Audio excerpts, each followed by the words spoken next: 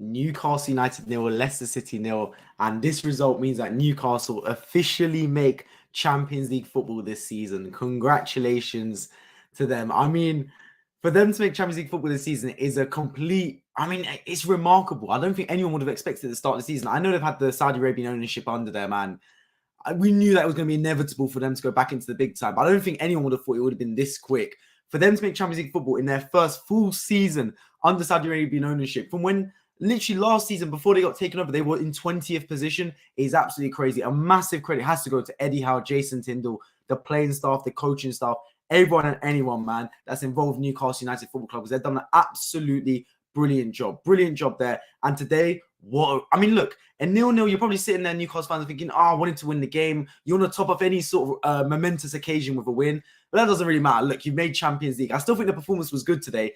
You just couldn't find the goal to win the football match. But either way, congratulations. That third or fourth place, no matter what it is, that Champions League football is going to be absolutely brilliant. Absolutely brilliant for Newcastle United next season. Thoroughly deserved as well, man. Thoroughly deserves. I've never been an absolute joy to watch this season. I've given a lot of credit to Newcastle United and Eddie Howe, and rightly so, because I love the way they approach the game. Yes, sometimes they can be defensive. I remember them coming to the Emirates and putting an absolute stinker, just like Leicester did today, to be fair. But equally, I've seen Newcastle go out and really dispatch teams, demolish teams. They did it to Tottenham. They did it to Manchester United, where they go out and they play really frantic, fast-flowing football. So they've shown multiple facets to their game, and they're well-deserved to make Champions League next season. Let's see how they do, because it's been a while since they've made it. They're going to be in the fourth pot, so of course they're going to draw some big boy teams in there. The schedule's going to have much more games, and let's see what happens. It's going to be a massive summer for Newcastle United, Eddie Howe and everyone involved. But congratulations to them. They dominated this game as well. I thought, look, well, Leicester came to basically get a point. They got their point. I don't know how that serves Leicester. Look, only time will tell whether it is a positive point or 2 points drops.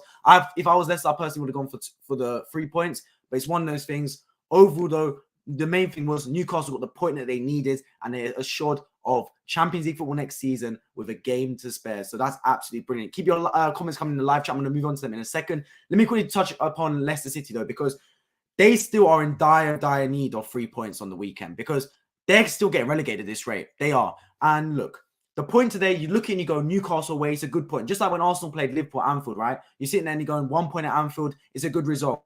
But only time will tell. Look, the game on Sunday will dictate whether this will be a point gained or 2 points dropped. I'm right now starting to think it's 2 points dropped, just because of how dire they need the points. And Everton, of course, got Bournemouth on the final day, which is, let's be real, a friendly fixture. Bournemouth are on the beach right now. So if I'm Leicester City, I think you really need to pick up the 3 points here. So at least your destiny was in your own hands. I hate in any facet, whether it is fighting for the title, fighting for top 4, fighting to avoid relegation. I hate having stuff not in your own destiny, man. I hate having to rely on other results, because it's one of the most, it's just one of the worst positions to be in, man, because you're always looking left and right to see what other teams are doing. So if you're Leicester City, for me, I would have gone for the 3 points. I understood the game plan. I tweeted throughout the game saying that Leicester have gone really defensive. They've been good defensively. They looked assured defensively. The back five was really working with Fais, Suter and Johnny Evans, but they didn't have any sort of threat going forward. And I was thinking, you know what? Maybe 60, 70 minutes, he starts to change it. To be fair, that's exactly what happened. Dean Smith must have been reading my tweets, because in the 60th minute, he adapted the formation. He took Johnny Evans off, brought on some more attacking talent, and tried to go for it. It obviously didn't end up working out that way. And look, they had a chance right at death when Castagna had a brilliant strike there. It was their first shot of the whole game, and Pope made a brilliant save. So if he had scored there, you're sitting there and you're thinking it's a master game plan. But overall, I think a draw would have been the best result Leicester probably deserved, to be honest. I think Newcastle United, on the balance of play, deserved the 3 points. And if Leicester would have got a win at the end, that would have been criminal. Like, that literally would have been daylight robbery. But overall, look, for Leicester, it's a point. It's a point that you haven't been getting in recent weeks. Is it a point that shows safety is in your own hands? Absolutely not. You still need to win on the weekend against West Ham United, which is a tough game, especially away from home. But you have life. You have life. Look, you might not stay in the Premier League this season. If Leicester don't stay in the Premier League, I've said it before, it's probably a warning sign to any other team that gets complacent. Look, Leicester for the past few seasons have been fighting for Europe. They won the Premier League less than 10 years ago. They won the FA Cup less than 5 years ago. Now they're now sitting here, right? And they took liberties. They didn't sign any outfield players in the summer. They didn't even replace the one position that they lost, which was Kasper Schmeichel. They replaced it with Danny Wood-Neverson, two, let's be honest, subpar goalkeepers. So if you're Leicester City, you didn't make the right recruitments in the summer. And now you're starting to pay. Because as I always say in football, right? If you're not moving forwards, if you're not getting better, you're getting worse. Because football is a relative game. Your relegation rivals, Nottingham Forest, right? They've survived this season. Look, it might have been by hook or by crook, but they spent a lot of money. You can't say that the manager wasn't back, Steve Cooper. Equally, you've got other teams spending money. Fulham bought brilliantly. They just got promoted. They made some brilliant acquisitions. Same with Bournemouth, made some brilliant acquisitions as well. And also trust their manager, Gary O'Neill. For Leicester City, look, they sacked Brendan Rodgers. For me, Brendan Rodgers was the best manager down at the bottom of the table. He's got the most experience. He almost led Liverpool to winning a title. He's been in the Champions League before. The man knows what he's doing, Brendan Rodgers. I don't get why they sacked him. They sacked him for Dean Smith. And for me, that was a horrible appointment. I said the same thing about, what's the Donny's name? Javi Gracia at the time. What did Dean Smith do to warrant getting appointed? He got sacked by Aston Villa. He got sacked by Championship club Norwich. What does he really do, Dean Smith? I don't think he was the right appointment. For me, you stick with Brendan Rodgers or you go all hands to the pump and bring in a pure survival manager. I don't think Dean Smith had the survival instincts for Leicester City, and it doesn't look like it's going to pay off. Like I said, the relegation battle is going to the final day. Everything will be found out on Sunday. All will be revealed, and we will not know until then whether this is a point gained or 2 points lost. But I'm inclined to think that if I was Leicester City, I should have gone for the win, man. Should have pushed harder for the win because they only really started playing football in the last 10 minutes. All right, let's get in some of your comments. I appreciate everyone leaving comments, by the way, as always. Juventus, man, going to have 10 points deducted. You're right, Luca. Juventus deducted 10 points, meaning my club, Arsenal, are going to be in pot 2 of the Champions League, which is absolutely brilliant sight. This is a funny story, by the way. Okay, this is the next comment by Luca. Do you support Juventus? No, I don't. Okay, so this is a story, right? I put on this shirt before I even heard about the deduction because I was watching Newcastle, right? I don't have a Newcastle shirt. I'm an Arsenal fan, so I don't have a shirt of any other Premier League clubs. I just can't bring myself to do that. I looked at my club and I was like, you know what? Let me just wear the Juventus shirt. It's the closest thing I've got to Newcastle. They're both black and white, so I was like, why not wear the Juventus shirt? And then literally like 30 minutes later, the news broke out that Juventus have been deducted 10 points. So it's just crazy how the world works like that sometimes. But yeah, I'm not a Juventus fan. I'm an Arsenal fan. I just don't have what's it called? A jersey of any other Premier League club. Juventus is the closest in colours I've got to Newcastle, so I slapped on the Juventus shirt. Job finished.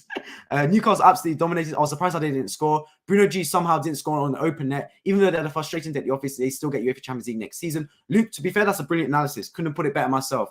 Newcastle played well today. Like, you don't sit here and get a 0-0 and think, oh, Newcastle were terrible. This was a really good game. This was what you put down in the office as one of those days. One of those days where, for hell or high water, you cannot put the ball in the back of the net. It's just one of those things. There was a curse on the goal. They played really well, Newcastle. They're popping the ball around nicely. They were in good position. They were dominating. They were restricting Leicester on the counter-attack. Everything was going their way. They just could not put the ball in the back of net. They had ample, good chances. They were hitting the woodwork for fun. You're right, Bruno G. I mean, I think he's more worried about protecting his face from hitting the post, to be fair. He should have scored. But at the same time, look, is Bruno G potentially lucky to not get sent off? Because I think in the first 15 or 20 minutes, he put in a really bad challenge. I think it was on Sumare or was it Ndidi? I'm not too sure, but really high boot. And look, if it was in the 70th minute, for example, it could have been a red card. That was one of those where you probably classify as an orange card for Bruno Guimaraes. For me, I think it potentially was a red. I can't lie because the foot was really high. He planted it on the defender. Now, I know there wasn't enough force in the actual planting of his foot, but it was a high foot. It was studs involved. So for me, I would have given a red card. Look, it's one of those things at the end of the day, man. I still think Newcastle overall put a good enough performance in to at least deserve a point. And if Castagna had scored at the end, it would have been daylight robbery for Leicester City. That would have been the game plan of the season.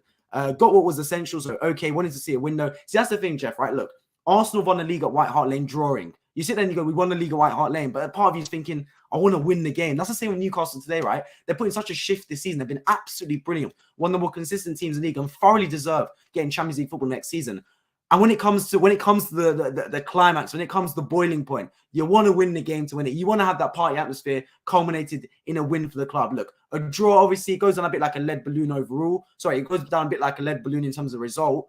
But in the greater scheme of things, in the grand scheme of things, it's a point that gives them Champions League football. It's a brilliant point. It's the best season Newcastle have had in recent history, definitely in my lifetime. So big up them for that. Their fan base were absolutely delighted. They made a Carabao Cup final as well during the season. So for them, it's only going up for Newcastle United. They've got the ownership behind them. They've got Champions League money now to spend this summer. Stay tuned. As they say, watch this space in regards to Newcastle United because I'm expecting a massive summer from them, man. I'm expecting them to splash the cash because they ain't got an excuse now. I mean, they spent a good money in the summer. Look, I don't think they spent a lot of money in the summer as much as I thought they would. I don't think they signed any top talents like I thought they would, but they made really smart signings. Kieran Trippier, Alexander Isak, Dan Burn, for example, Bruno Guimaraes in the January before. Really smart acquisitions, really good players. Joe Willock as well. I'd class into that. Not sure what I think about Aaron Gordon, to be fair. I don't know if I really treat him as the same ilk of the other signings, but really smart, pragmatic signings. Now, what do they do in the summer? They're going to have the Champions League money behind them. They're going to be an attractive proposition for a lot of clubs. do they try and, sorry, for a lot of players, do they try and sign top talents? Do they look at James Maddison from Leicester, for example? Do they look at players of that ilk? Are they able to prize away top talents to come to the Premier League and come to Newcastle? We're going to have to wait and find out. But the future's looking bright for Newcastle United. And this Champions League football is a massive, massive plus point. This is only the start of the journey. They're on the upward trajectory, and that's a really exciting time to be a Newcastle United fan for those of you out there. Leicester City really need that draw. They could have lost 4 or 5. They got incredibly, unbelievably lucky. Look, Luke, if this was at any other point in the season, if this was mid-season, start of the season, and you got a point against a really good Newcastle United side away from home, you're sitting there and you're celebrating afterwards. But because of what the game required, because of Leicester's dire position in the Premier League, they needed the 3 points, man. They needed it. They needed it badly. So for them, they got to look at it and go, look, a point keeps us in it. A point keeps us alive. A point takes it to the final day. But we really should have tried for free, because Leicester can't sit here really and go, we deserve more points. They can't really sit here and go, we deserve the 3 points there. I don't think they put a good enough in the effort to deserve the 3 points. They only started playing football with the last 5-10 minutes. Their only shot came in the last 30 seconds. And ironically, it was probably the best chance of the game, you could argue, with Castagna shooting and Pope making a ridiculous save to keep out the back of the net. So if you're sitting here in your Leicester City, right, you've drawn 0-0. And to be fair, that's the best you probably could have hoped for. You didn't really attack this game in the sense where you deserve to get more points. You really went into it defending deep, not really pressing, not really trying to create anything on the counter-attack, really relying on scraps, to be honest. Like Jamie Vardy and Iheanacho in the first half, we're relying on biscuit crumbs, really. They didn't really have anything going for them. I understood the game plan from Dean Smith. I would have done the same thing. Keep it tight early, don't concede early, then start to get more adventurous as the game goes on. I tweeted exactly that. Like, I think Dean Smith was reading my tweets. I tweeted literally in the first 30 minutes or so, I haven't seen anything in attacking sense from Leicester City. They've been defending well. I expect them to go for it in the last 30 minutes or so. And he did that. He brought on Maddison. He brought on, what's the guy's name? Harvey Barnes, etc. Brought on Patson Daka and really started to go for the game in the last 20, 30 minutes. Wasn't enough, though. I don't think they created enough of a concrete attacking threat to really trouble Newcastle United. But that's also down to Newcastle, because I think they really controlled that game really well, especially the phases where teams like Leicester are dangerous, which is on the counter-attack, which is on the transition. That was where they were going to get all their joy. But Newcastle did absolutely brilliantly to restrict them. And it was basically one-way traffic. And look, on another day, Newcastle would have won this game 4-5-0. The performance was there. It's just one of those things where you put it down as one of those days in the office. The ball did not go in the back end there. Luckily for Newcastle, they still get Champions League with the draw. But they got to be sitting there and thinking, you know what, they probably deserve more. Surprised Newcastle didn't win. The woodwork saved Leicester. You're right. The woodwork did save Leicester. And look, that might actually save Leicester's life in the Premier League. It might do. You never know. Like I said, we can sit here and analyze it for the next 24 hours, next 72 hours. Is it a point gains? It 2 points drops? The answer is nobody knows. The answer will be revealed on Sunday at 6:30 p.m. when all the matches are finished in the Premier League. That's when we will know whether it was 2 points drops or 1 point gains. I'm inclined to think it was 2 points dropped. And let me know in the live chat your thoughts on whether you believe it was 2 points dropped for Leicester or 1 point gain. Not in terms of their performance, because I think performance-wise, that this was the best result they could have got, but in terms of what they should have aimed for, in terms of what they needed to survive in the Premier League. Because I think, genuinely, they needed the win. Because if they get the win, their goal difference-wise, they're the best out of a bad bunch, out of Everton and Leeds.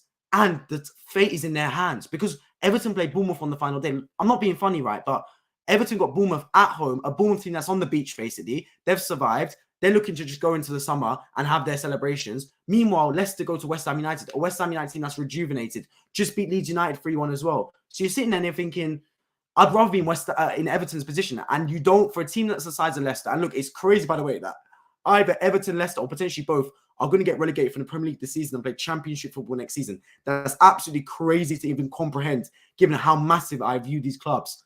But it can happen. And if you're Leicester City, right, you've only got yourselves to blame. That the performances haven't been good enough this season. They've been sleepwalking. And when it mattered most, they haven't pulled out a result. I called this game do or die for Leicester.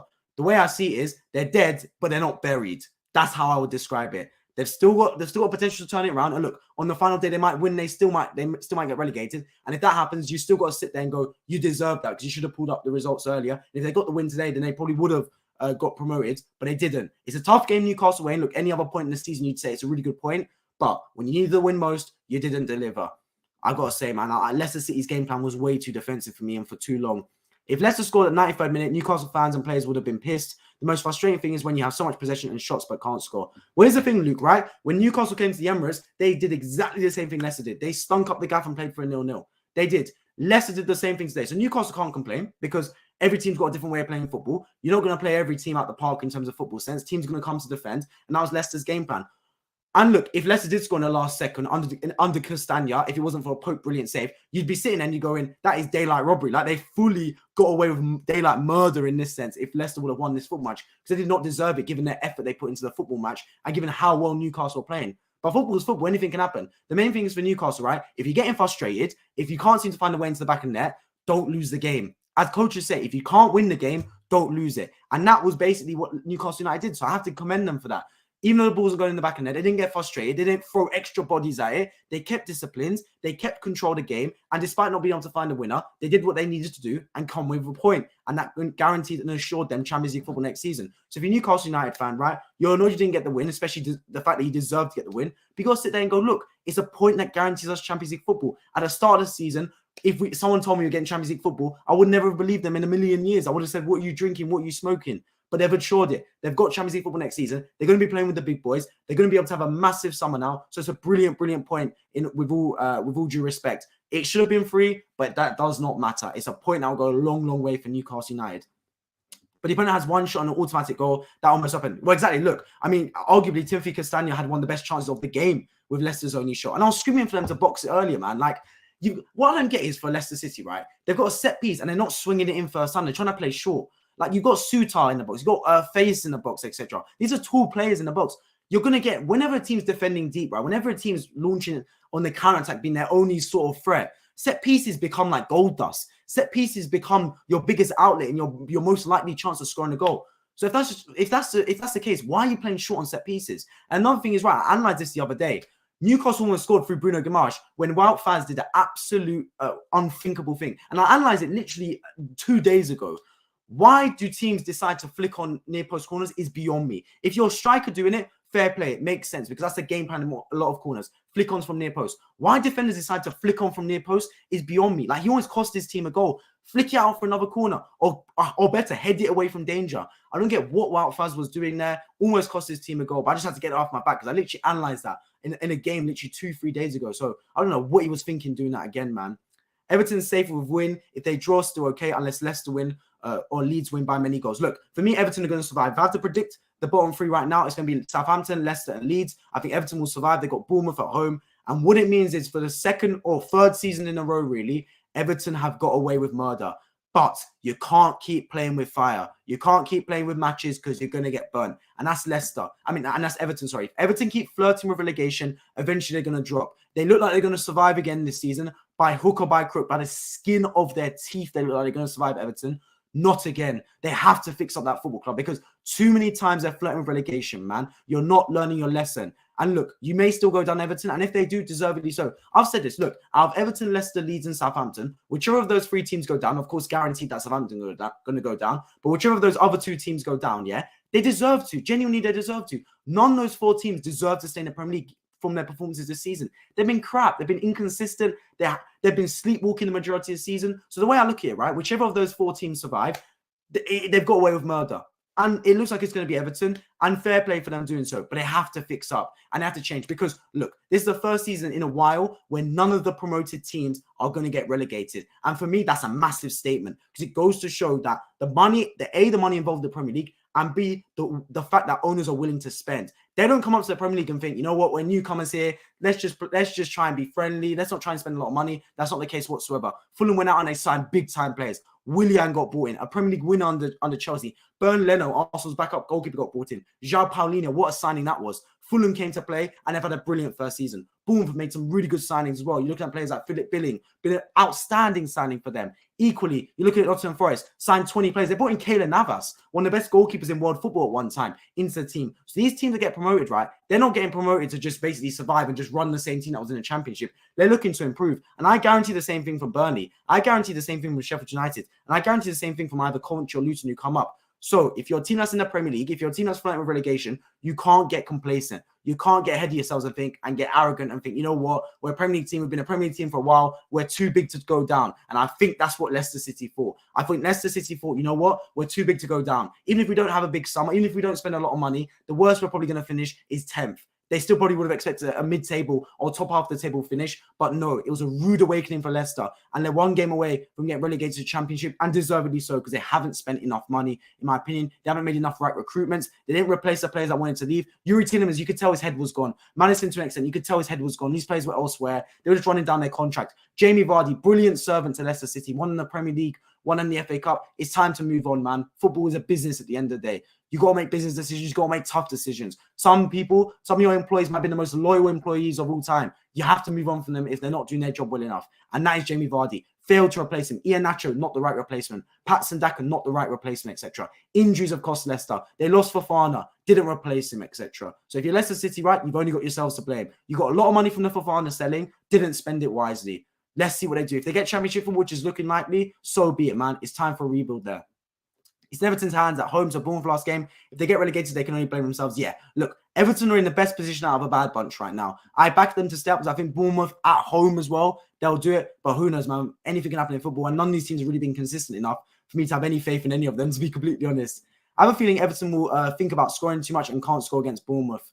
Well, maybe, look, if Bournemouth come to frustrate, if Bournemouth come with the mentality that they're not on the beach and they're there to play a Premier League football match, who knows, man? Anything can happen. Look, Bournemouth have been a better team than Everton over this season. So you got to think of it and say Bournemouth can get a win there, can get a result at least. But you got to think at home, Goodison Park, they're going to find a way to win that match, Everton. But if Bournemouth comes first straight, who knows? And if it goes 1-0 Bournemouth, anything can happen. And trust me when I say that. Final day is going to be exciting. Despite that, the title race is over. The relegation battle should be interesting. Well, here's the thing, right? Top four is basically over. Title obviously is over with Man City winning it. I think European fight is basically over as well. So relegation battle is the only thing we're fighting for. And look, it's going to be a really interesting day. I fancy Everton to get a dramatic 3-2. And if they stay in the Premier League, so be it. Congratulations to Everton if they do so. But like I said, you're flirting relegation season in, season out. You play with matches, you're going to get burnt. And that's Leicester, and that's Everton every season, it seems like. I'm going to watch Palace versus Forest on the TV, and I'll have Everton versus Bournemouth on my computer. I'm going to go check the scores like every second and watch the other games. But here's the thing, man. The final day is about picking and choosing. There's so many matches on. I'm going to be attending the Arsenal-Wolves game, so I won't be able to watch any of the other matches, unfortunately, but I will be doing a show when I get home from that game towards the evening around like 7, 8 p.m., etc. So yeah, stay tuned for that. Make sure you subscribe if you're new around here for that content as well. But yeah, so I'll be able to talk about all of the games that are finishing at the end of Sunday. But in terms of watching the games, I won't be able to watch any of those matches. So I'll be relying on you guys to tell me how they went. I'll watch the Everton game. Fair play. To be fair, I'd watch the Everton game out of them as well. Everton are going to win 1-0. And Leeds will lose 2-1. And Leicester will barely beat West Ham 1-0. Well, here's the thing, right, man? Here's the thing. Anything can happen. Genuinely, anything can happen. So you'd be a madman to predict right now. I mean, if I had to predict, I'd say Everton are going to stay up and the other two are going to go down along with Southampton. But anything can happen. I fancy Everton, Leicester, and Leeds to win on the final day. Well, if that happens, then Everton stay up. So look, Everton have got their destiny in their hands. That's the main thing for them. They control their destiny. They don't have to look elsewhere. Because trust me, when you're playing football, right, and you know that you're relying on results elsewhere, it can throw you because the whole stadium gets nervous. The players get a bit nervous. They're asking at halftime, what's the Everton score? What's the Leeds score? And you don't want that, man. You don't want that. Bournemouth is already safe, so if they lose it, doesn't matter. I have a feeling Bournemouth will cause trouble for Everton. Bro, genuinely, anything can happen. I'm inclined to think Everton will win because Bournemouth are on the beach and Bournemouth don't really have the experience. Or for me, Bournemouth are a bit of a soft club in that sense. I don't think Bournemouth will really sit there and be resilient. I think they'll come and they'll try and play football a little bit, which will suit Everton because I don't think Everton want to play a team that sits 10 men behind the ball, to be fair. But look, anything can happen. What was the problem with the pitch today? So much slipping. Yeah, you're right, man, to be fair. Look, I think for Newcastle, right, you can say so much slipping, etc. I think it was just like a lot of the adrenaline hit the players. You could tell because they started like a house on fire, man. They were at it. And look, they didn't get their goal, but Newcastle were really intense today. You could tell they wanted to win. It didn't end up happening, but it's one of those things, man. Bournemouth beat Everton 3-0 in the Premier League and beat Everton 4-0 in the Carabao Cup. Oh, well, if that goes to show that Bournemouth got a good record against Everton. But then the law of averages could state that Everton are due a victory at some point, right? I think Bournemouth will lose 1-0 on an own goal. Let's see, man. Let's see. Bournemouth have kept playing even after safe. Even the match they lost 3-1 to Chelsea, they were the better team most of the day than 2 late goals. See, this is the thing with Bournemouth, right? Like I said, I think Gary Neville's done an absolutely fantastic job. He's definitely, for me, got to be contender for manager of the season. For what he's done with Bournemouth, because a lot of people are saying they are basically dead and buried. Like, they are guaranteed to go down. And for them to stay up has been an absolutely terrific job from Gary O'Neill. And he's got that team playing football. And they will cause trouble for Everton. I think they will. But I just have to look at the 3 fixtures, man. You've got Leeds playing Tottenham at home. I think, to be fair, I think Leeds will get a result against Tottenham because Tottenham are on the beach right now. They don't seem to care anymore. Leicester travel to West Ham. That's a tough game. West Ham are a good team. I know they're on the beach, but it's an away game. And then Everton play Bournemouth at home. Out of all three of those fixtures, Everton got the friendliest fixture. Out of all three teams, Everton are in the friendliest position. So you got to look at it and think, you know what? Everton probably got the best chance of staying up. They got the friendliest fixtures. They're in the best position to stay up. So for me, Everton are going to stay up. And it's daylight robbery again that they're able to do so. Luke agrees with Jeff. I think Newcastle win 4 of their group stages and lose 2. Okay, that's what I was going to ask, actually. What are your guys' thoughts on Newcastle next season? I want to hear where you think they'll finish in the Premier League, where you think they'll finish in the Champions League, what signings you think they'll make. I want to hear all about it because I'm going to talk about Newcastle after I get through all your comments. But anyway, anyone that's new around here, make sure you subscribe and let me know your thoughts in the comment section regarding this game, regarding Newcastle, regarding Leicester City, any of the other relegation battle. I want to hear all about it and subscribe for football-related content. I think Newcastle win 4 of their group stages. 4 of their group stages and lose 2. They'll finish 4-2 and go into the round of 16 and win in advance to quarterfinals to play Arsenal. Then they lose against Arsenal. So by your what's it called, analysis, Luke, you expect Arsenal to make the semi-final of the Champions League. Boy, if that happens, I'll be extremely excited. This is the thing with Newcastle, right? I think they'll struggle next season. Genuinely, I think they will. But it all depends on the summer transfers they make. If they run the same squads, I think they'll get tired because I think they'll burn out from this season. I think the Tuesday, Wednesday, and then Saturday fixtures again will hinder them. But if they make the right signings, if they galvanize the squads, they could really make a splash next season. Eddie Howe's done a brilliant job. Jason Tindall's done a brilliant job there, right? Can they bring in some marquee signings now? Because they've made some really good signings, Newcastle, right? But the bulk of their squad still needs to be sorted out for me because right now they've got a brilliant first 11. They've got decent players off the bench. I think Alan St. Maximin's a real live wire. Aaron Gordon, similarly. You've got Joe Willock off the bench that can do a job. But I don't rate any, like Jamal Lascelles, I don't think really is a top tier centre back. I think he's an okay rotation centre back. You got Pope in goal, right? The backup is, I don't even know who their backup is, man. Is it Karius or something? He's not good enough, clearly. So you got to look if you're Newcastle United, right? And make the right signings in the summer. Champions League is a massive plus point for them because they already have got the financial backing behind them, but now they've got the attractiveness behind them as well. They are a club that players want to sign for. They're playing the Premier League, the most lucrative league in the world, and now they're playing the Champions League, the most lucrative European competition in the world. Who would not want to sign for Newcastle? They've got the Fab Three. They've got the Premier League to offer, they've got Champions League football to offer, and they've got the fact that they're in the Premier League to offer, and they've got money as well to spend with the Saudi Arabian ownership, the most affluent owners in world football. So you've got to look here and think, look, Newcastle are a really exciting project, and this summer could be massive for them. I'll be covering all sorts of Newcastle news on this channel, of course. Who they're going to sign. I mean, we talked about stuff like Neymar. I think that's a pipe dream, to be honest. I don't think Neymar would go to Newcastle United. And even so, I wouldn't want to sign Neymar from Newcastle. Look, Neymar's a brilliant footballer. He's a flair footballer. But he doesn't stand for anything that Newcastle have got. Newcastle are brilliant because they sign top players, right? But they also play a team-style system. It's one for all, right? Many for one for all. Like, you've got Bruno Guimaraes, you've got Alexander Isak. These are not individuals. These are team players that lay their lives down for the team. If you have Neymar, suddenly it becomes Neymar FC. Do you get what I mean? And I don't think that is the right thing that Newcastle should be doing. They should be living off this team style play. And for me, right, look, from watching football for a while now, I've noticed that the most important thing in sports games, whether it is football, whether it is American football, whether it is basketball, rugby, etc., the most important thing is you got to have a good team ethic, a good team chemistry. You got to build a good culture around the club. That is the most important thing. Eddie Howe's built a culture around Newcastle United, around being team-oriented, around being workers, around laying your lives down, around not necessarily being the best footballing team, but being the most hard-working team. And I think Neymar throws that out the window. So if you're Newcastle, you've got to find players that match your project, match your system. Every team has got a system. Every team's got a DNA. You've got to find players to match it. When Arteta came into Arsenal, he tried to find signings that would match his philosophy around football. Why have Chelsea gone so back? Why has that backfired, that project? Why? Because they just splashed the cash and they haven't thought about who fits their system. Enzo Fernandez and Mudryk are different style of footballers. Neither fit their system, really, it looks like. You got to look at it and you got to find players that fit your system. So if you're Newcastle United, find workhorses, find real frantic work ethic style players, find players that are able to run forward just as much as running back. Those type of players, not a player like Neymar that's just going to stand there and do dribbles in a row and everyone buys his shirt because he's a flair player. Do you get what I mean? Leave Neymar for a Manchester United, for example.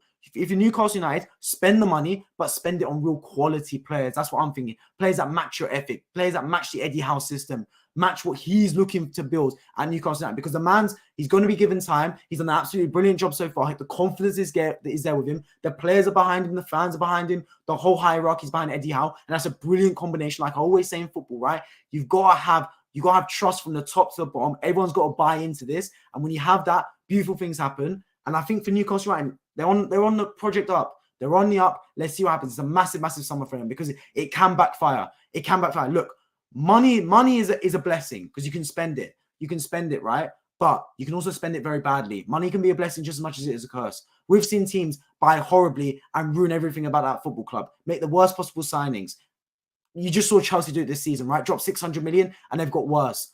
Newcastle don't want to fall into the same category. They don't want to fall into the same boat. So I think so far they've done a brilliant job. They've made the right signings. They've spent money, but spent money wisely. Isak, Dan Burn, Bruno Guimaraes, players like that, for example, really astute signings. Botman, Fabian Schär, really top signings in that sense. Let's see if they continue to do so. I'm wishing them the best, man.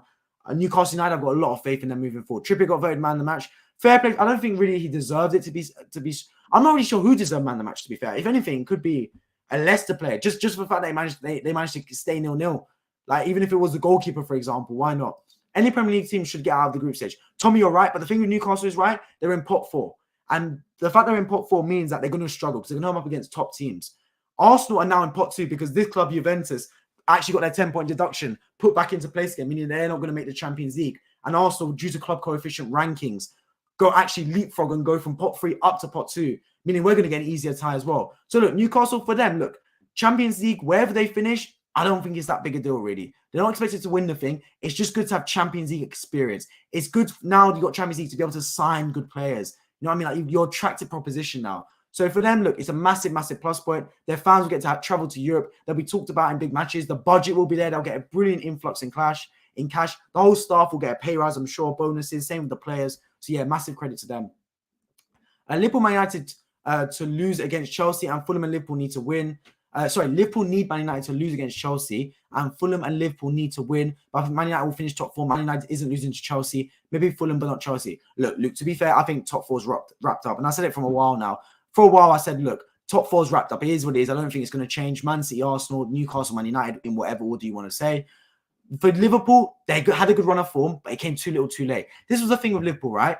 They should have made this run earlier because Newcastle, like I said, it was crazy to think, but for Newcastle to make top 4, first, a lot of people would not believe that at the start of the season, myself included. But the second thing is, you would have thought for Newcastle to make top 4, it would have been a much bigger fight. They must have faced a lot of adversity. Like Arsenal win the title, for the majority of it, it seemed a bit plain sailing. And as soon as Man City put a little bit of pressure on them, Arsenal wilted. I mean, pressure makes diamonds, but Arsenal turned to coal in the same sense. With Newcastle, right, they've made top 4, but they haven't really faced any adversity. They haven't really faced any pressure. And it's extremely rare because normally when it's your first time trying to achieve anything, whether it is coming up to the Premier League for the first time, whether it is trying to win the title for the first time, making top 4, making Europe, you usually face adversity from teams around you, from within. Newcastle haven't really faced that. So if Liverpool had really put a run of form together early in the season, who knows what would have happened? Because Liverpool did put a bit of momentum on, and Newcastle did blip a little bit. They dropped points to Arsenal, dropped points to Leeds. They had a little bit of a blip, but they responded well with the win against Brighton. And who knows? Look, if this season went on for 5 more games, maybe Liverpool would have made top 4 because they had the momentum to do so,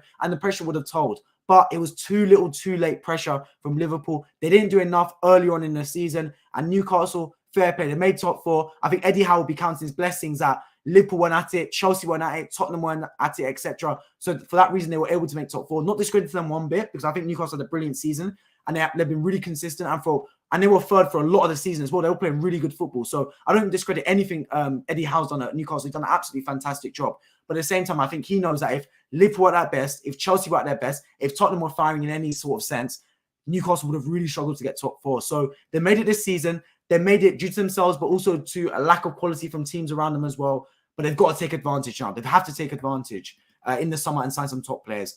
Bayern are playing Cologne on the final day and Dortmund are playing Mainz at home. I think Dortmund will win the title after years of Bayern dominance. And if that's the case, congratulations to Borussia Dortmund, man. I'm a massive fan of that football club. And if they are to win the what's it called? The Bundesliga, fair play. Because I hate seeing dominance and just teams winning it year in, year out. Especially Bayern Munich. Because look, Bayern Munich annoy me, right? Manuel Neuer get injured. And what they do, they go and just pick and choose what goalkeeper they want from the league. They go and sign Jan Sommer from Borussia Mönchengladbach. How does that make any sense? Imagine if Edison got injured for Man City and Man City go, who do I want from this league? You know what? I'll take Emi Martinez. And Aston Villa just give him Emi Martinez. How can that work as a league? Where's the competitiveness exist? It feels like it's Bayern Munich and the rest of the clubs are feeder clubs to Bayern. So I'd love to see Borussia Dortmund win the league, and I hope they do so. I'm glad I found your channel. I like watching your streams on Mondays and the other days and on weekends too. I appreciate it, Luke, and I appreciate everyone tuning in as well. Anyone else new around here, 27 people watching right now, make sure you subscribe for football-related streams. I basically stream after basically every televised football match, multiple streams on Saturdays and Sundays for of course, all the matches going on. My next stream will be on Wednesday for the Man City versus Brighton clash. A bit useless now because Brighton have got Europe and Man City got a Premier League title wrapped up. But it'll still be a decent game regardless, I hope. And then, of course, on Thursday as well for Man United versus Chelsea.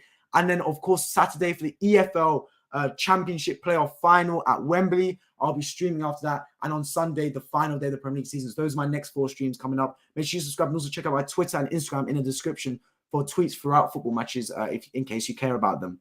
I think it should have been a red for Bruno in the 8th minute. I agree. And look, anyone else let me know in the live chat, what's your thoughts on Bruno's red card? I think for me, it should have been. Look, I think what saves me is the fact that he didn't plant his foot with any velocity because it was high and it was definitely a high boot and it was stud showing. But I think because the fact there was no velocity in the challenge, I think that's what saved Bruno Guimaraes, to be honest.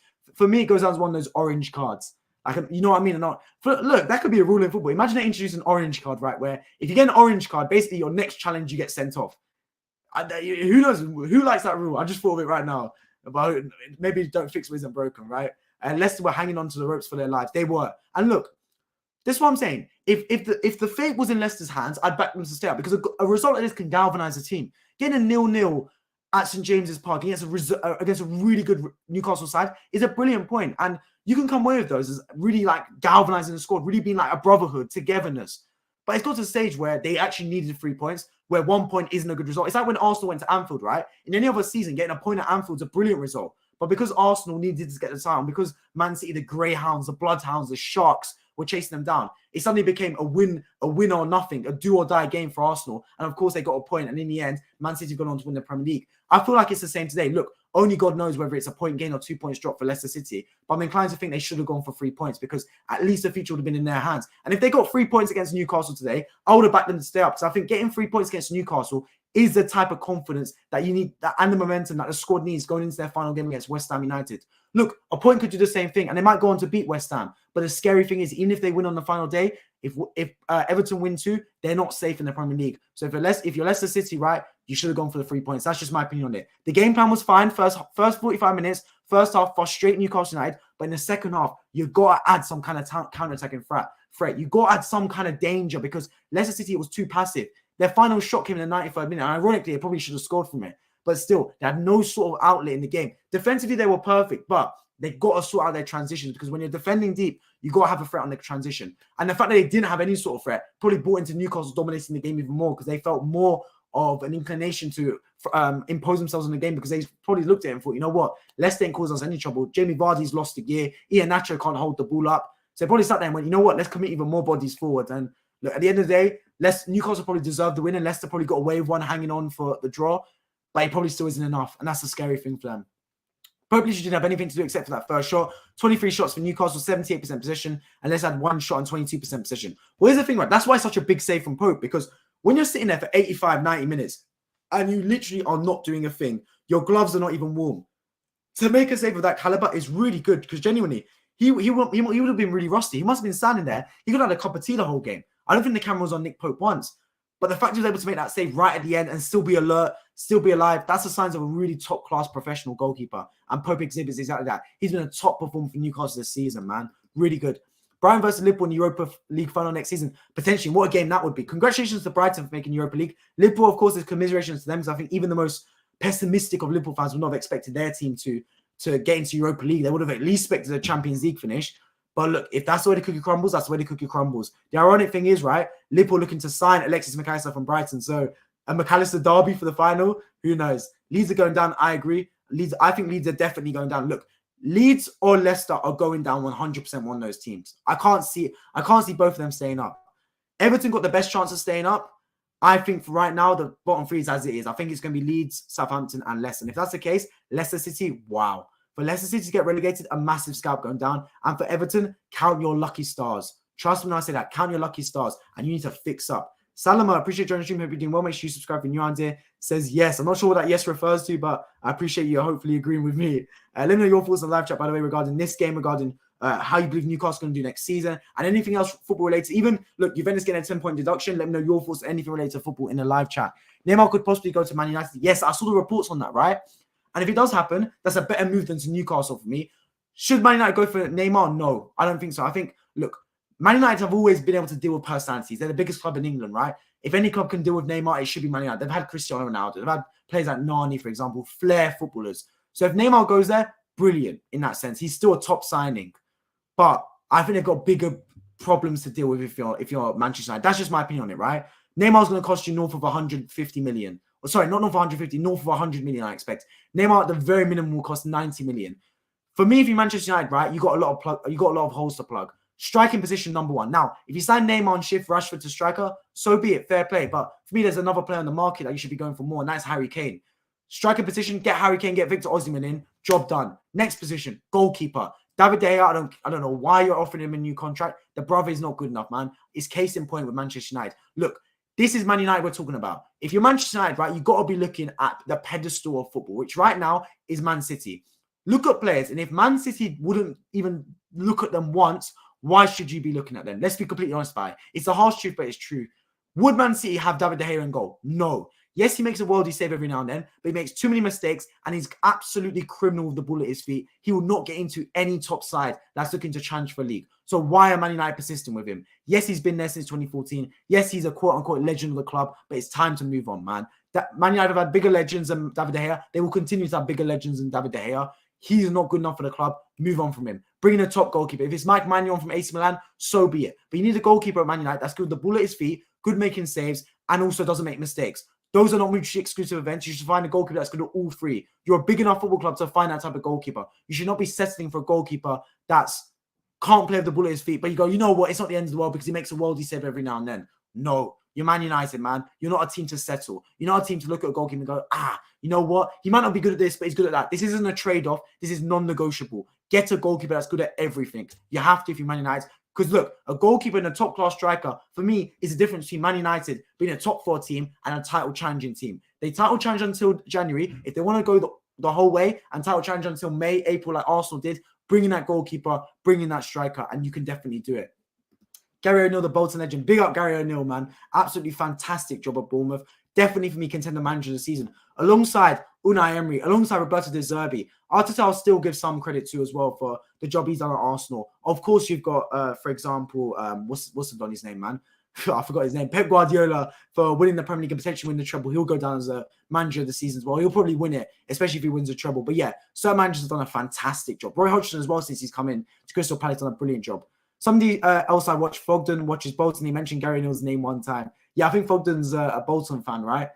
So yeah, big up Fogden as well. Leicester are home against West Ham. Yeah, are they home? I thought they were away.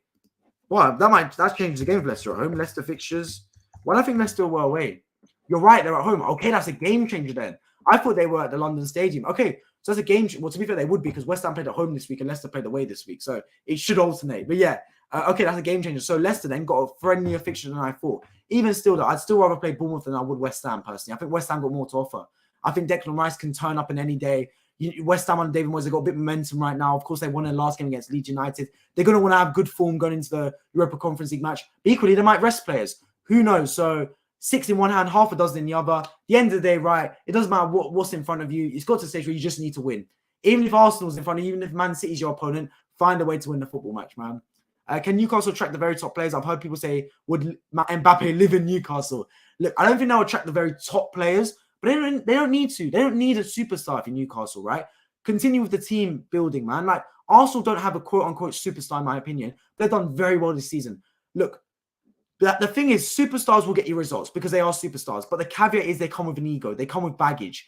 Are Newcastle ready for baggage? No. I think Eddie Howe's done a brilliant job because he's had a squad of players that haven't had an ego. They've abandoned all that at the door. As soon as Man United got rid of Cristiano Ronaldo, and no offense, Cristiano Ronaldo, he's one of the greatest footballers of all time, definitely one of the greatest footballers of our generation at least. But the man's a massive ego. Getting rid of him would have been a massive decision given how big of a club legend he is. But ever since then, there seems to be no other troubles with Man United. They all seem to be moving in the right direction. The whole pack is pushing in the right direction. If you're Newcastle, the worst possible thing is to have this togetherness, have this squad, have this like real galvanized and confidence and aura within you, then you bring in Mbappe, bring in Neymar, and suddenly it becomes Mbappe FC, suddenly it becomes Neymar FC, and it's all about him, rather than the team. And the team don't want that. Trust me, any player in world football, even if they've got Mbappe or Neymar in their squad, they don't want to sit there and feel like sidekicks. The team want to, obviously they appreciate that certain players are gonna be the game changers. They're going to be the players that every player wants, that every fan wants on the back of their shirt, whether it's Isak, for example, Bruno Guimaraes, players like that. But at the same time, you want to feel like you're a big contributor to the team. You want to feel like you're a big piece of the puzzle. You don't want to all feel like small fishes in a big pond. And I feel like if they sign Neymar or sign Mbappe or sign players like that, it would harm Newcastle more than it would benefit them. That's just my opinion on it. Look, feel free to sign a player like James Maddison, for example. I think that'd be a brilliant signing. And James Maddison would help Newcastle adapt to be more of a possession style team and a team that can break teams down. Because look, Newcastle's real advantage this season is a lot of teams have underestimated them. And that's not disrespect to Newcastle, because they've been underestimated, meaning they're able to play against teams that would not play a low block against them. The trouble is, when you have teams that play a low block against you, defend with 10 men behind the ball, like Leicester today, how do you break them down? Sometimes it isn't just about running more than the other team, because Bruno Guimaraes will run, Joe Willock will run, Sean Longstaff will run, what's the Donny's name? Anderson will run. These players will run, no doubt. They'll run up and down all game. They'll clock in more kilometers than a marathon runner. I have no doubt about that whatsoever. But are they able to unlock a door? Can they play that killer pass? Can they play that Leonardo da Vinci midfield? That's what I really question. So maybe bringing in someone like Maddison from a relegated Leicester on a cup fee would be a brilliant deal for Newcastle. We know he's not going to kick up a fuss. We know he's a really good squad player. He's used to the Premier League, and he's got that quality on set pieces. I know Kieran Trippier's in the team, but on set pieces, and also the fact that he can unlock a door, create magic out of nothing. That will help Newcastle United. I'm not saying you have to adapt your whole system around James Maddison, but that's an extra player you can add. So I really like the look of that signing, for example. Those are players Newcastle should target. Good quality, but also really good team players, and they won't have the baggage with an ego alongside. All three, Leeds, Leicester, Everton, are home for the final match. Well, there we go, man. There we go. They're all playing in front of their home crowd to try and win. Arsenal want Guehi in replace for Saliba. I don't want Guehi to go, but he may. I read an article that Guehi signed a contract until 2026 with Palace, but there's something that should be interesting. Yeah, I heard about that very briefly. I don't think there's any concrete news to that. Look, Arsenal should be looking at a centre-back. And look, Mark Guehi might be a really good cut deal. And I've been a fan of him. I think him and Joachim Andersen have done a brilliant job at Crystal Palace together as a back four. As a back two centre-back partnership. But if I'm Arsenal, I think the main thing is midfield. Arsenal have been in talks, but like David Ornstein has been popping off with his tweets about Arsenal. I cannot wait for this summer. Arsenal news will be covered throughout on this channel, as it always is. It's a club I support, as well as other teams as well. But I can't wait, man. Declan Rice, Mason Mount have been talked about. Even Ilkay Gundogan got talked about today as well. I can't see that one happening, but who knows? But yeah, that could be an interesting one. I'd like to see us get a centre-back as well, but priority for me has to be midfield. That's got to be the priority. Yes, Jeff, and that's why I think they'll all win. Opponents have little to play for. Yeah, look, when you're on the beach, it's very different. When you have everything to fight for, you play that extra gear, man. You play that extra gear. And I think that was Leicester City today. Look, they got a 0-0, and look, you might say Goldie was on their side, given that Newcastle hit the post multiple times. But at the same time, Leicester dug in, right? They dug in, they didn't quit. They fought until the end, and that's, you got to give them massive credit for that. Any team in the league has to fancy beating Tottenham right now. Yeah. Tottenham and Chelsea got to be some of the easiest pushovers in the league. They're just a soft touch right now. And that's not a good sign, because you don't have that reputation. Arsenal got a little bit of that reputation as well, I believe. I think we can be deemed as a soft touch sometimes, a team you can bully, a team you can get at, a team that can fold under pressure. And that's the thing, right? When I saw Arsenal beat Newcastle under that crowd, I thought a switch changed at that football club. I thought, you know what, yeah? Something's really changed. But then I saw us lose to Brighton and lose to Nottingham Forest, and that culminated in the fact that, yeah, Arsenal's still a bit of a soft touch. And Tottenham have that, and Chelsea have that right now. And you don't want to have that right now, to be honest. Wonder what Tottenham would be without Kane, Son, and Lloris. Look, if Tottenham didn't have Harry Kane, swap them with Chelsea. And if Chelsea had Harry Kane, for example, Harry Kane has saved Tottenham this season. Son's underperformed, and Lloris has by far underperformed. They need to move on from him. Should have moved on from him yesterday, to be completely honest about it. But yeah, Harry Kane's an absolute live one. Look, if Harry Kane leaves, that wouldn't be the end of the world for Tottenham, man. They need to move on eventually. Why not move on now? I'm watching FIFA 23 Bournemouth career mode right now. I recommend you watch some of the episodes. YouTuber's name is Sar FC. Okay, I'll check him out after this, Luke. I appreciate you give me the recommendation. I'm not a big FIFA fan. I don't play a lot of video games anymore. I can't lie to you. He's really good and interesting. He's actually in Europa Conference League right now. Favorite career mode on YouTube. I mean, when I used to watch YouTube career modes, I used to watch MGH. I don't know if he's still kicking about, but yeah, that guy was an OP career mode YouTuber back in the day. Palace once again finished mid-table, but I'm glad they're safe. See, this is the thing, Luke, about Palace, right? You're right. You finish mid-table this season, you need to kick on, because it's about damn time. Like, Crystal Palace, season in, season out, I've just finished mid-table. where's the progression? Where's the light at the end of the tunnel? Because you've got to move on at some point. Because if you keep moving sideways, eventually you're going to decline. And look, this season they were declining. If it wasn't for Roy Hodgson steering the ship to safety, it would have been a scrap under Patrick Vieira. I think they would have survived, but it would have at least been a scrap. Who do they bring in next summer? Because I don't think Roy Hodgson's going to stay. Why would he? He's retired. He just came in to save Crystal Palace. You need to bring in this right kind of manager. Bring in a young manager and let him have the tools to really cook. I bring in someone like Michael Carrick. I think he's done a brilliant job at Middlesbrough. Whether he's willing to leave, who knows? But I think he'll do really well with Elise, Eze, Zaha, players like that, for example. Really get the best out of them. But who knows? But if you're Crystal Palace, the players are there. But can you build a real good team and togetherness? That's what I've got a question. Do you think West Ham will win the UEFA Conference League? History books show that Fiorentina beat West Ham in the Anglo-Italian Cup in the 70s. Bloody hell, 50 years ago, man. I think Fiorentina will win it, personally. I want West Ham to win it because why not? They're an English club. I don't have any animosity towards West Ham. But I just think Fiorentina will win it. I just think Italian teams in finals, it's dodgy, bro. It's dodgy. Like, them teams know how to defend it. I wouldn't be surprised if it goes to, what's it called?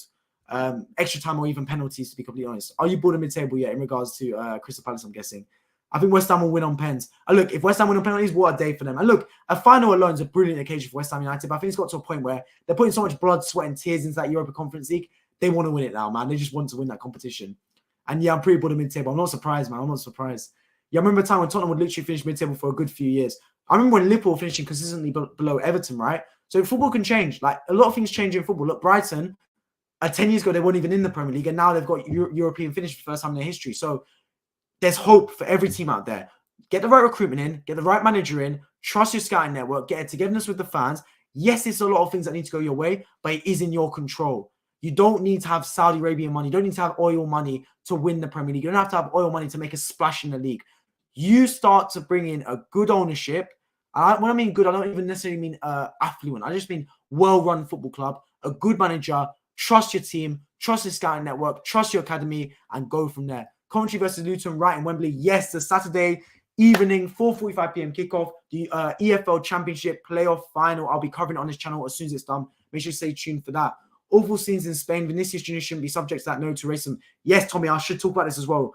For those of you who don't know, Vinicius Jr., I believe in this game, was it against Valencia, I think, got subjected to really bad, racism from the Valencia fan base. Actually burst into tears. And the journalists in La Liga tried to play it off as saying it wasn't racist. And for me, that's an absolute farce. La Liga needs to stand up. Racism should never, ever exist. The fact that it still exists in 2023 is an absolute farce. It should never have existed in our history. And more needs to be done. And it's good that social media's brought a light to it. It's good that Vinicius Jr.'s brought a light to it due to the platform he's had. And it's time for everyone to stand up and unite against it. Racism should never, ever be a means of slandering a player whatsoever. Feel free to slander someone's performances, but never ever resort to any sort of racism, discrimination in any form. So yeah, 100% I'm behind Vinicius Jr. I'm 100% behind anyone that gets racially abused, because I don't stand for that one bit. I'm going to watch Coventry versus Luton Town on Saturday too, sorry. Should be a good game. Going to be cool having Coventry or Luton Town in the Premier League, except for Watford and all the same teams. You know what? Yeah, you're right. I haven't seen Coventry or Luton in ages in the Premier League. I know Luton for sure haven't been there in a while. And I think Coventry were there not a few years back, but I'm talking like going back quite a bit. I would have loved to see Middlesbrough personally, or even Sunderland. I would have loved to see one of those two teams in it. But look, whoever wins it, fair play. Luton Town would be absolutely crazy for them to see them in the Premier League, especially given that it was Watford's manager that took over in Luton. I think it was Rob Edwards was his name. So yeah, brilliant job he's done as well at Luton Town. Played a real pragmatic style of football. I can't wait for the game on Saturday. Championship plus are usually really interesting matches. It's the most lucrative domestic match, right? Because whoever wins that game gets a massive payout going into the Premier League. I think it's something of like 97 million or something like that. So yeah, really interesting game. I can't wait for it. I agree, Tommy. I saw that and that was just ridiculous. 100%, man. We stand behind Vinicius Jr. on this channel. I'd like to see Coventry do it. I don't care. I think between the two, yeah, Coventry, why not? But whoever wins it, fair play for me. Yes, Luke, La Liga president blame Vinicius. Unbelievable. Yeah. Look, La Liga is just a bloody fossil competition, man. Run by dinosaurs, man. Come on, grow up and understand that it can't be allowed. And with social media, things like this will be brought to light. That's the benefit about social media, right? Back in the day, 10 years ago, if you didn't watch the game, you wouldn't have known. You wouldn't have known. You might call it on the newspaper. But nowadays, with social media, nothing escapes anything, bro. Someone might get racially abused in the Guatemalan league, and we'd find out about it because of social media. So nothing will go untouched. No stone will go unturned. And we stand behind Vinicius Jr. Throughout this process. Vinny Jr. is one of my favorite players to watch, 100%. And look, I'm planning to go to Madrid in September after my internship is finished. And trust me, I'm going to the Bernabeu. And trust me, I'm getting a Real Madrid shirt with Vinicius on the back. I promise you that 100%. I love watching Vinicius Junior. Kid is special, 100%. Look, the winger position is my favorite position in football. I've said this a thousand times before, I feel like, because it's such a live wire position. It's just a position where you got the freedom to do anything. You've got the freedom to take on a man. You got the freedom to make mistakes, and you can change games from the winger position. If I have a kid, if I have a son or daughter, whatever, I'm making them be a winger, 100%, man. A left-footed right winger. That's what I'm making them be. It's my favorite position on the football pitch. The most important position for me is CDM, but my favorite position to watch is the wingers. Liverpool should be grateful for Europa. Could have been a mid-table finish. You're right. And look, they pulled their socks up towards the end of the season, but it came too little too late for them. I don't think their fans will be happy not making Champions League, but Europa it is. Thursday night football. Welcome to the club, Liverpool. Arsenal, Liverpool did a substitution, man. Liverpool went into Europa League. Arsenal went into the Champions League. Racism has no place in football society. 100% agree. The league needs to take serious and unequivocal action to stop this from happening, bro. Luke hit the nail on the head. Couldn't have put it better myself. Hey, brother. Appreciate joining the stream, Jordan. Hope you're doing well. Dennis, you should get an Inter shirt for the final. You'd have all of the big three in Italy then. Tommy, I've already ordered it on DHgate. Those who don't know DHgate, they do fake football shirts. This isn't fake, and AC Milan isn't fake because I got it from San Siro. I've ordered the Inter Milan shirt. Hopefully it comes in time for the final. I don't think it will because the final's like 2 weeks away, and shipping from China normally takes at least 3-4 weeks. But who knows? But it's been ordered. Trust me. Inter Milan shirt is on the way. Also, I'm contemplating whether to get Premier League shirts. Genuinely, I feel like I want to. Obviously, I'm not going to get Tottenham or Man United because I'm an Arsenal fan. But say I get a Brighton shirt, for example, or even a Newcastle shirt. Is that bad? Like, because my motto has always been don't get Premier League shirts because I'm an Arsenal fan and I support a team in the Premier League. I have no problem getting Juventus, Barcelona, Bayern Munich, PSG, Real Madrid shirts, etc. because those teams aren't in the Premier League. Yes, we might play them in Europe, but even then, I'll just support Arsenal. That's the team I support. I don't support any of these other teams. But is Premier League shirts a no-go? Let me know your thoughts on that. Because if so, I've been contemplating getting a Newcastle or I've been definitely contemplating getting a Mitoma Brighton shirt. That's what I've been contemplating getting, to be completely honest with you. Or an Isak / Alan St. Maximin Newcastle shirt. Those are two shirts I'm thinking of getting. Yes, Europa is definitely Sevilla trophy. Yeah, look, it's their competition through and through. Oh, wait, I missed a comment. I say Sevilla win the Europa League, Man City win the Champions League, and West Ham win on pens in Conference League final. I think Sevilla win the Europa League, yes. But the thing is, look, the Jose Mourinho effect, who knows, man? Who knows? He could pull something out of the bag. But I'm going to run through these comments. I'm going to call it a day on the streams. It's already been streaming for now, and I need to hit bed before I've got university tomorrow. But yeah, Sevilla win the Europa League. I agree with that. Man City win Champions League. I agree with that. West Ham win on pens. Who knows? My money would go on Fiorentina, but I'd love to see West Ham do it. Yes, Europa is definitely Sevilla trophy, bro. It's theirs. Season in, season out, it's theirs, bro. They win the Europa League, then they qualify for Champions League by winning the Europa League. Then they get knocked out the Champions League in the group stage and win the Europa League again. That is a Sevilla circle of life. Leicester beat West Ham away 2-0 last time. I think Leicester are going to win. Well, who knows, man? If they do, it's a massive result for them. But can they, regardless of that, can Everton drop points? That's the real question. And Leicester got the best goal difference. That's another talking point. Florida Panthers got a 2-0 series lead against the Hurricanes, and Vegas have a 2-0 lead against the Stars in the conference finals. Game 3 tonight, and Florida's playing home against Carolina. Is that in the, what's that? Is that in the hockey league? It's not NBA and it's not NFL, definitely. Well, it's not NBA because obviously Lakers and Nuggets, and it's also Celtics and Heat, and NFL season's over. So I'm guessing that's a hockey league. If it's so, I don't really follow it. But you say you're rooting for Florida? Big up Florida, man. I wish them the best then. I'm actually shocked that we tied Newcastle 2 times. We only lost some pens in the EFL and EFL Cup. What's the thing with Newcastle, right? If you frustrate him, you can get a result. You can get a result against Newcastle. There is a way to do so. So who knows? Crystal Palace is a great name. Yeah, brilliant, man. South London as well. What a stadium, Selhurst Park. I remember seeing Cardiff against Palace in the Carabao Cup semis. Oh, when was that? That was a while ago now. That was a while ago. I seem to remember. Pens defeated Liverpool in the final so near. Yeah. Crazy times, man. Yeah, that sucks. Got to go now. Catch you on Wednesday, mate. See ya. Take care, Luke. Appreciate you on the stream as always. As well as anyone else who's joining the stream. I appreciate tuning in. My next stream will be on Wednesday for Brighton versus Man City. And newsflash, could be monetized by then. Who knows? I'm going to submit my application hopefully tonight or tomorrow once YouTube update my hours. And then I'll finally be monetized on this channel. It's been a long journey, but I could finally reach the end of the road. Well, not the end of the road, the start of the road, but the start of new beginnings. The end of the first journey, phase 1, let's say. Or phase 2. It doesn't matter, bro. I don't know why I'm talking about phases like it really matters. This is sound crazy, but a team that finishes mid-table all the time is the most boring thing ever. Look, Tommy, you're right, because you're not fighting for anything, right? You're not fighting for anything. I 100% agree with you. I'd rather finish either relegation or top 4. Do you know what I mean? Or like Europe, because at least like there's competition going on. Do you get what I mean? 5 years ago, Luton versus Coventry were in League 2. That's crazy, man. That's crazy. I mean, look, what a progression that is, man. What a progression. I had a tear in my eye, bro. Paul Vinicius Jr. Yeah, man. I think everyone like seeing, look, because when it's just, none of us will know what it's like to play football, right? Unless a footballer's watching the stream. If so, big up to you. But none of us will know what it's like to play football in front of a crowd the size of Valencia Stadium, the size of the Bernabeu. When you got 50,000 people, look, I don't care how tough-skinned you are. I think I'm a very hard-skinned person, a very thick-skinned person. If there's 50,000 people, or not even 50,000, even if there's 10,000, 5,000 people abusing you, it can be hard, man. It's hard to take, and it's not right, man. Like, footballers are human beings. I think people forget this. Look, I've been very critical of certain players. I'm the first that can say this player's not good enough to play for this club.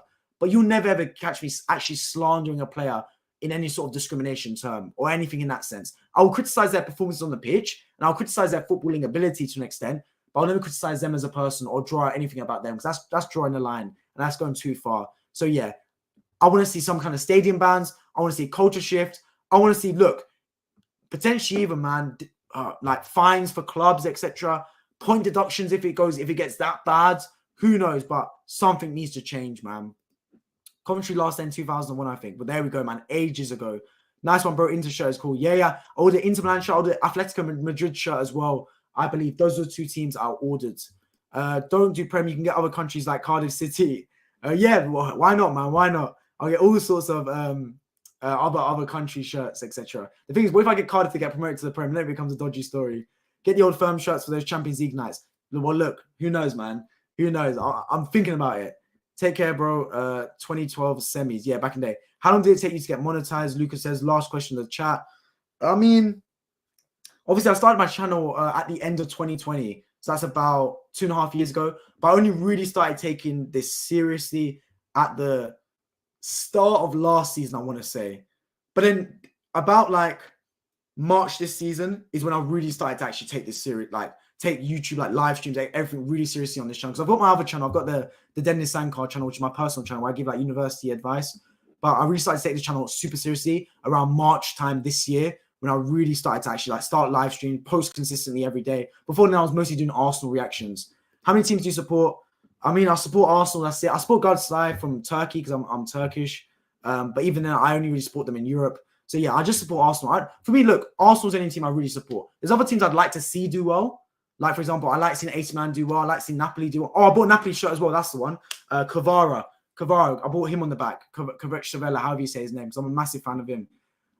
Yeah, it's not support, it's just collecting shirts. Exactly. Tommy hit the nail on the head. I've been doing only supports Arsenal. I've played other countries' shirts. I have an Ajax one, for example. I'd love to see an Ajax shirt. You speak Turkish? Biraz. A little bit of Turkish. Yeah, because I go to Turkey basically every year to go back to my families. I'm not fluent though, which I should be, to be fair, but I'm not. But yeah, I still do speak a little bit of Turkish. Don't worry about that. But yeah, I'm gonna start to wrap up this stream now because it's been over an hour long, and I do need to get to bed. Big up Özil, Lucas says. Yeah, big up Özil. Didn't represent Arsenal. Didn't represent Turkey though. So İlkay Gündoğan and Mesut Özil, you bailed out on your country, bro. You went to represent Germany. Bailed out on your real roots. Bailed out on your real country, man. Great show. Appreciate it, Luke. And everyone subscribe to Newcastle United, by the way. Does also brilliant Arsenal-related content. He's going to take a break at the end of the season as well, and rightfully so. I might do a similar thing for a couple of weeks at the end of the season, so I don't burn out. I did the same thing during the international break. So yeah, big up Luca. Make sure you subscribe to him if you're new around here.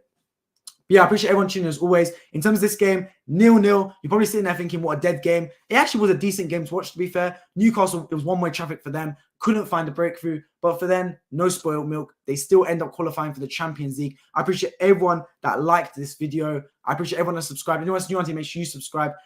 On my road to 2,000 subscribers, I'm very nearly there. If you're just joining right now, scroll right back to the start of streams. You can hear all about my thoughts on Newcastle 0, Leicester 0. A result that guarantees Newcastle Champions League football next season. A brilliant result for Eddie Howe and Newcastle. And on the flip side, it's a point for Leicester. A point they didn't necessarily deserve, but it's a point that could save them and secure them Premier League survival next season. Let's see. It's all going to come down to the final day to see who survives in the Premier League. My picks right now is for Everton to survive. But who knows? Anything can happen. I appreciate everyone joining as always. Luca goes is close to 3,200. Hopefully, you make it soon, mate. I appreciate everyone joining as always. Hope to see you all in my next stream. Take care.